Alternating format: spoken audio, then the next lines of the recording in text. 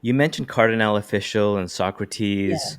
and I remember back in those days, because Canada was trying to find its music identity in a lot of ways, especially in the urban music scene.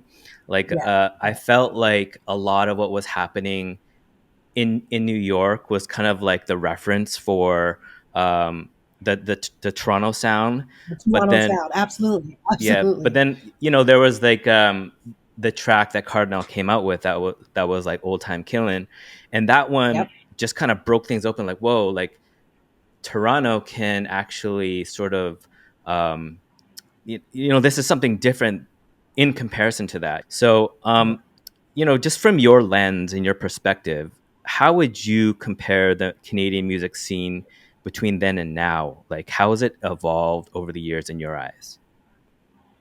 I feel like it's evolved in a way where there is I feel like, and Cardi was a great example, and I feel like Socrates as well. But Cardi with Bacardi slang, and then we had the Northern touch, and like people were no longer afraid of being Canadian, and no longer afraid of saying like this is our style of music.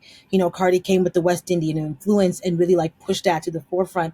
And I feel like once people started to see like, oh, this is unapologetically Toronto or Canada, it just kind of shifted for everybody in the industry. I know that Sox has a heavy soul and like funk influence in his music, and I think that really started to shine through when he was doing things for himself and doing things for Julie Black. And I feel like also other forms of media, like Little X, the director, having music videos coming to Toronto, and people always wanted to shoot in Toronto, really started to shine a light on the art and the talent in not just the city but the country.